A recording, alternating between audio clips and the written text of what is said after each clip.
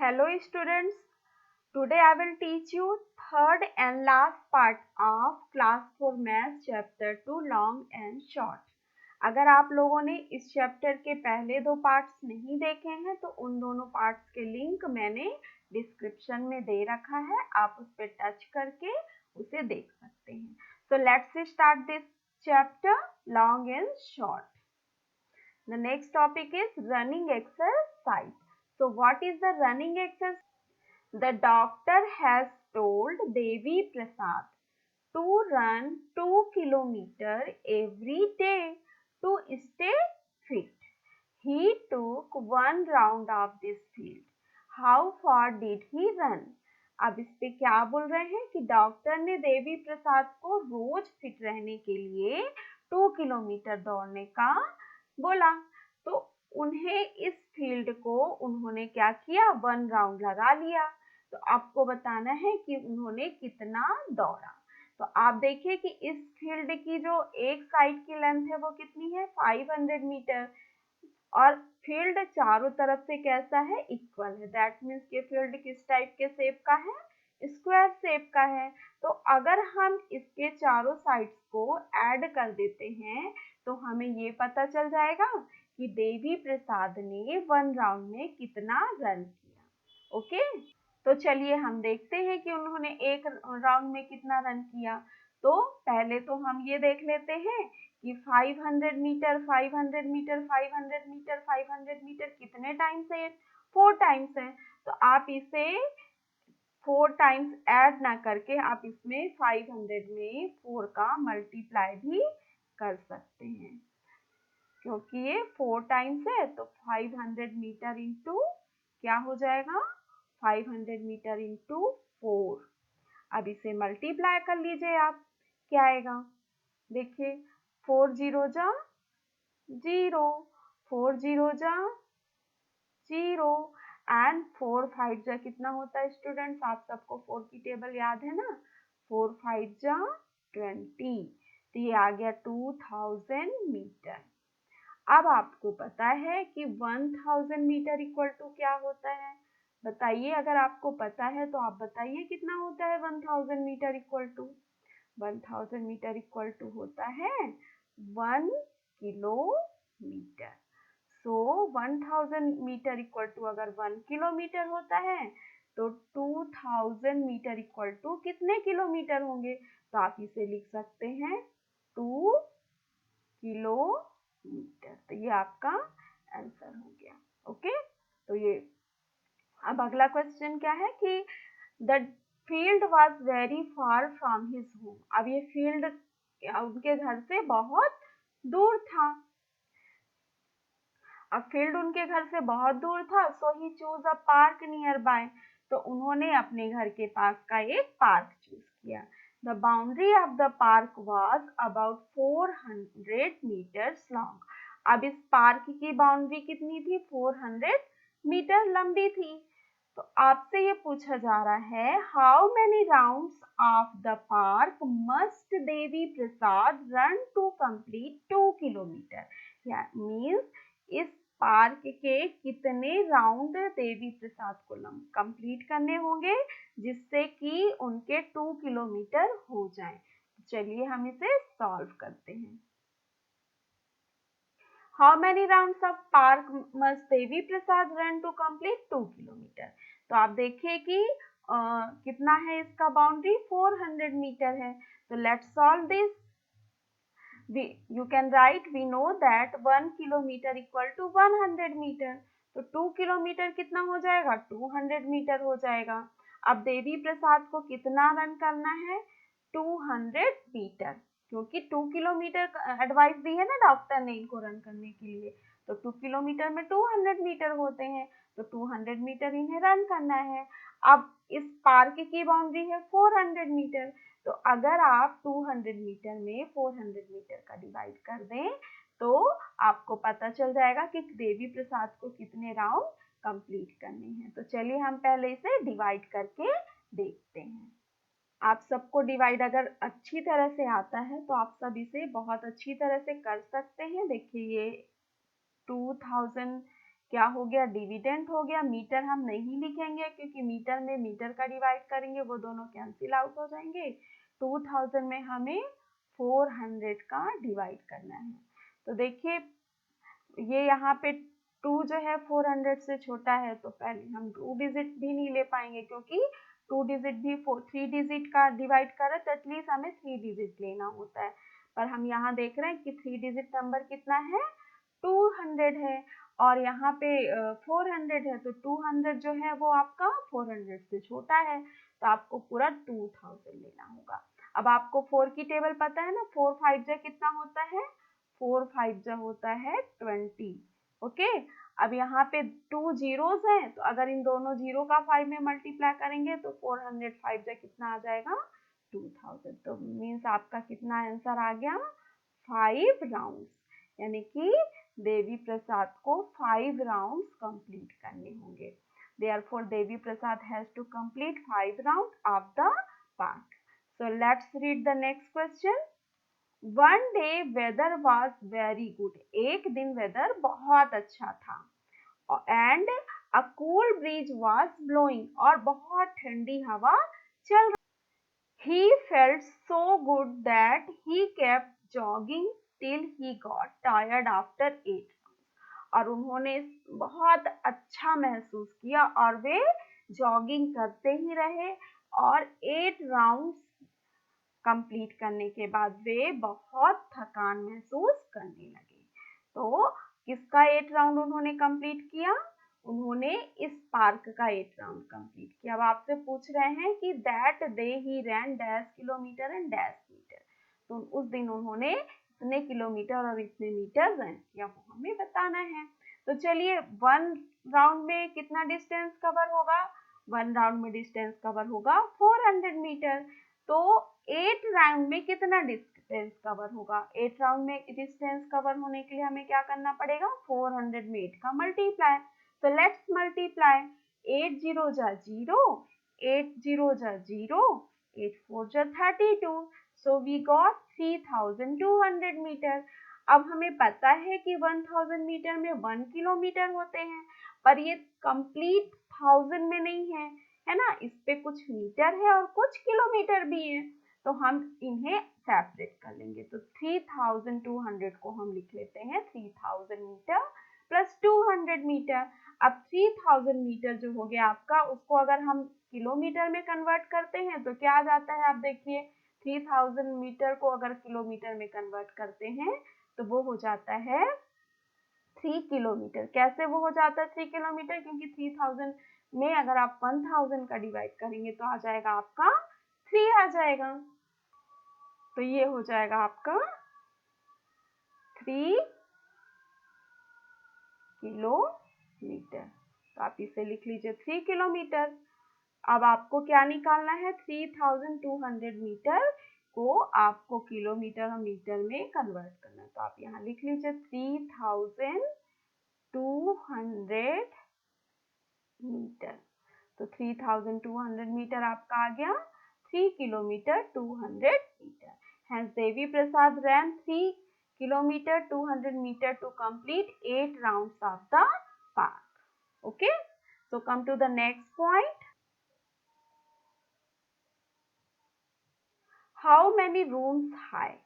आप इस पिक्चर को देखिए, यह एक कुतुब मीनार है। The Qutub Minar is 72 metres high. Qutub Minar की हाइट 72 मीटर है।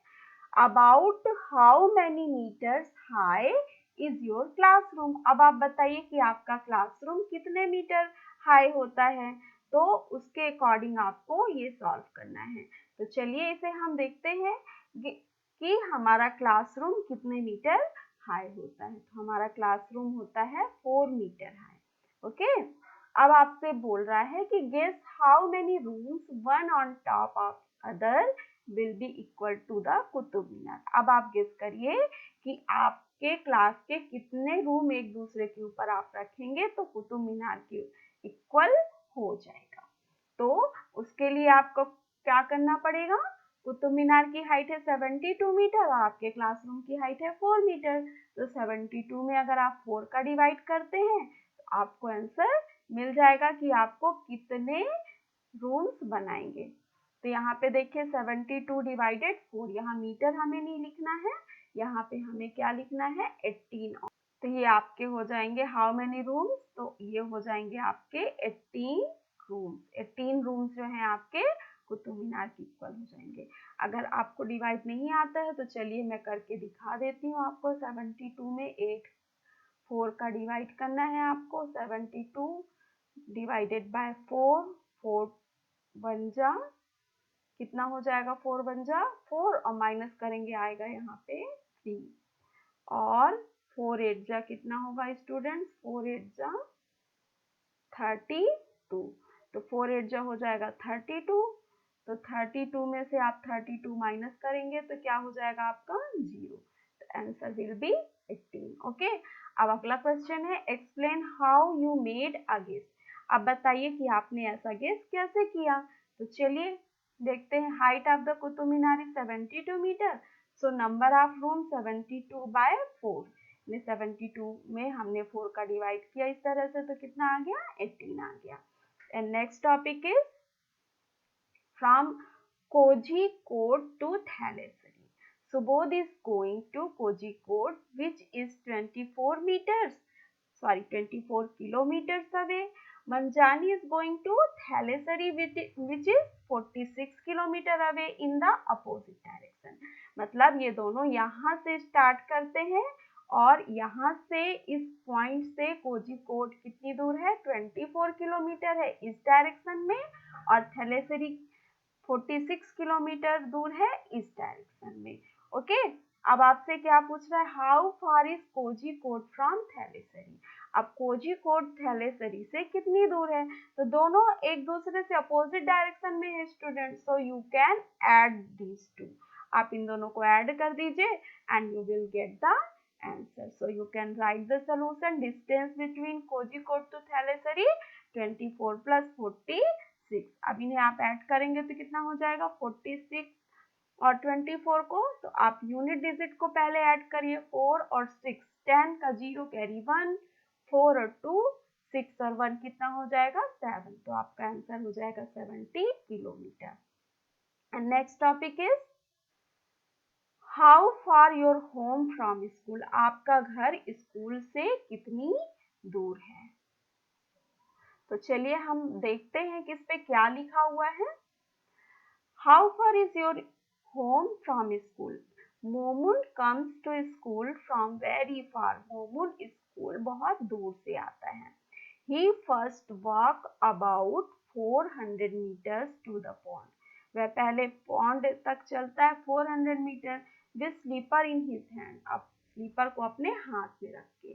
Then He walked 150 metre through the pond. फिर उसके बाद वह 150 मीटर पॉन्ड में चलता है, पॉन्ड से जाता है।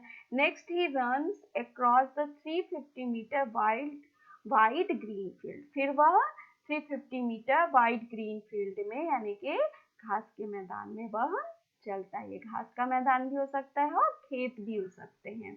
Then he carefully crosses the 40 metre wide road to reach the school. तब वह 40 मीटर चौड़ी रोड को क्रॉस करता है और फिर इस स्कूल में चले जाता है। ये उसका घर and this is his school.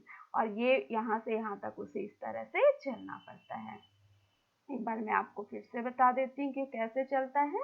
देखिए वह 400 मीटर पॉन्ड तक चलता है। यहाँ से वह निकला और यहाँ तक की डिस्टेंस कितनी हो गई 400 मीटर। फिर इस पॉन्ड से यहाँ तक की डिस्टेंस कितनी हो गई 150 मीटर। फिर इस ग्रीन फील्ड की डिस्टेंस कितनी हो गई 350 मीटर। और इसके बाद इस रोड का जो है रोड का विड्थ कितना है 40 मीटर। तो फिर आ गया उसका स्कूल। अब आपको अगर निकालना है कि वह स्कूल तक पहुंचने में से कितना टाइम लगा, तो आपको इन सबको क्या करना पड़ेगा, ऐड करना पड़ेगा। सो क्वेश्चन इज, आपका क्वेश्चन है how much does Momun walk every day to reach school. वह रोज स्कूल पहुंचने के लिए कितना वॉक करता है। और अगला क्वेश्चन है is it more than 1 kilometre. क्या यह 1 किलोमीटर से अधिक है। तो चलिए हम इसे सॉल्व करते हैं। तो आप इसे देखिए, distance covered by Moman to reach the pond. Pond तक पहुंचने के लिए मोमन को कितना डिस्टेंस कवर करना पड़ता है बताइए। पॉन्ड तक पहुंचने के लिए मोमन को 400 मीटर का डिस्टेंस कवर करना पड़ता है। And distance covered by Moman to cross the pond, अब पॉन्ड को क्रॉस करने में कितना डिस्टेंस कवर करना पड़ता है, 150 metre. Distance covered by Moman to cross the green field, green field cross करने में उसे 350 मीटर डिस्टेंस कवर करना पड़ता है। And distance covered by Moman to cross the road 40 metre. Thus total distance covered by मोमन to reach his school। इसके लिए आपको सबको ऐड करना पड़ेगा और ये आ गया आपका 940 मीटर। आप इसे ऐड भी कर सकते हैं। चलिए हम देखते हैं कैसे ऐड करना है।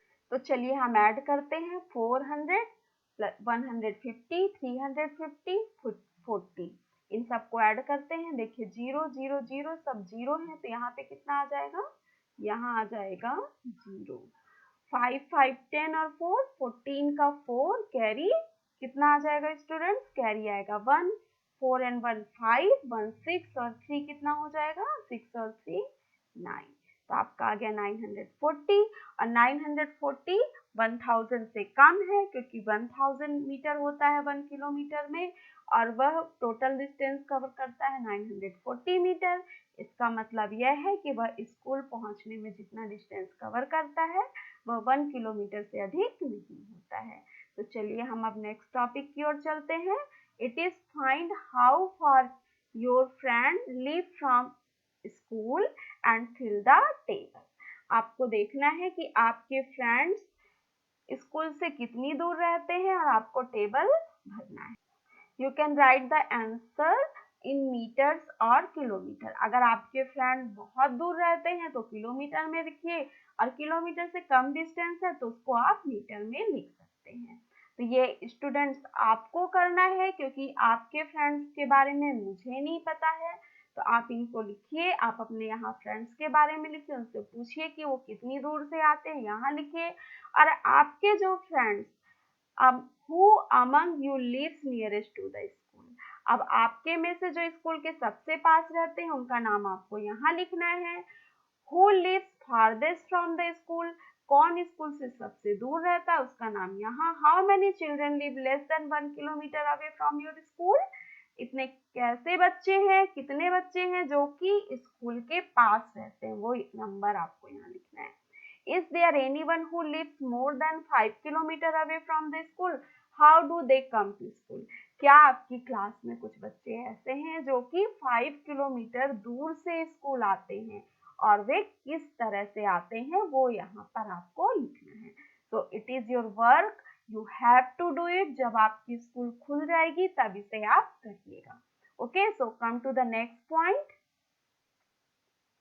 Guess and find out. अब आपको गेस करना है और पता लगाना है। How long is the thread in a reel, अब रील में थ्रेड कितना लंबा होता है, तो ये आपको लिखना है। So you can write the answer, the length of the thread in a reel depends on it's size. अगर रील आपकी छोटी है तो थ्रेड की लेंथ कम होगी, रील बहुत मोटी है, बहुत उसका विड्थ है तो थ्रेड की हाइट क्या हो जाएगी, ज्यादा हो जाएगी। तो थ्रेड का जो लेंथ है वो बहुत होगा अगर आपकी रील बहुत मोटी है।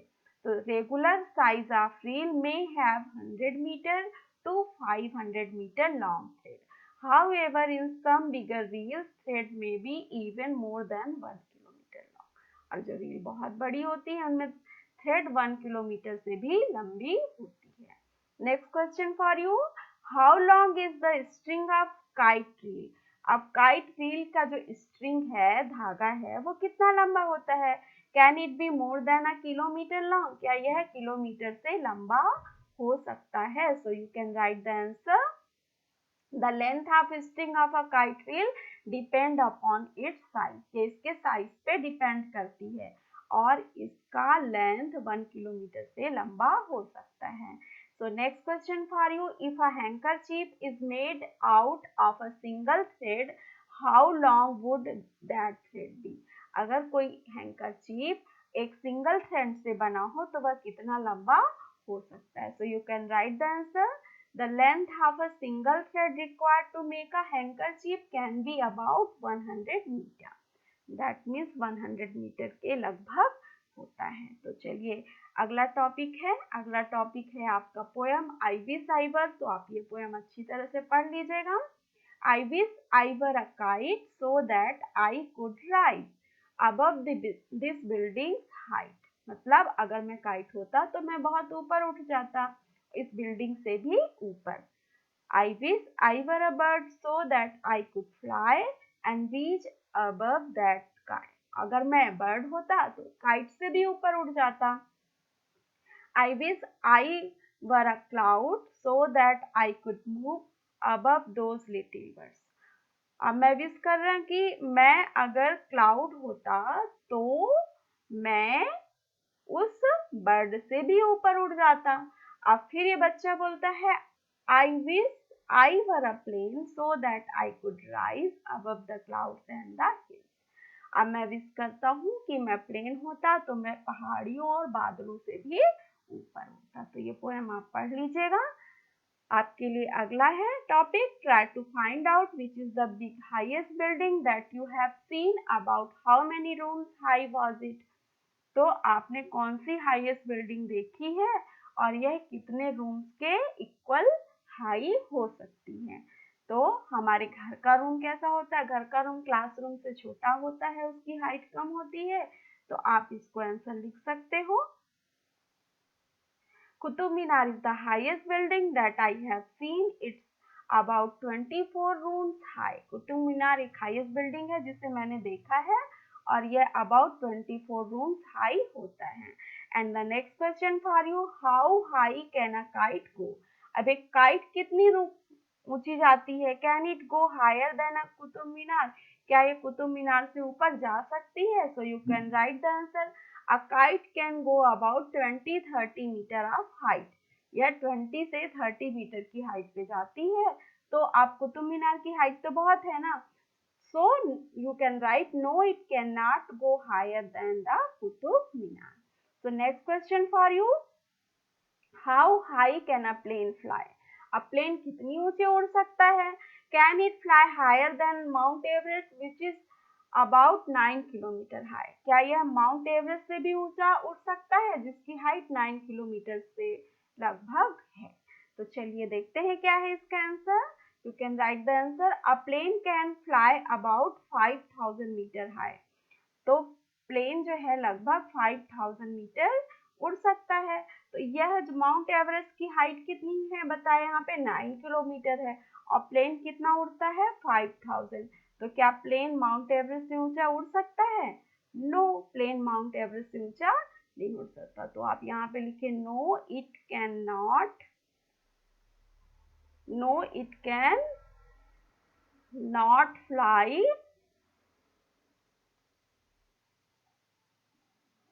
higher than the Mount Everest। Next question for you, have you ever seen clouds below you? क्या आपने अपने नीचे क्लाउड्स को देखा है? तो आप लिख सकते हैं yes, I have seen clouds below me when I visited a hill station। अगर आप हिल स्टेशन कभी गए होंगे तो आप पहाड़ियों के ऊपर होंगे और क्लाउड्स पहाड़ियों के नीचे भी होते हैं। सो स्टूडेंट्स, आपका चैप्टर आज कंप्लीट हो गया। आप इस चैप्टर को अच्छी तरह से कर लीजिएगा और आप याद रखिए कि क्वेश्चन आपको ब्लैक से लिखना है, आंसर आपको ब्लू पेन से लिखना है। अगर आपको वीडियो पसंद आए तो उसे लाइक करिए, सब्सक्राइब करिए और अच्छी तरह से कर लीजिए। Have a nice day.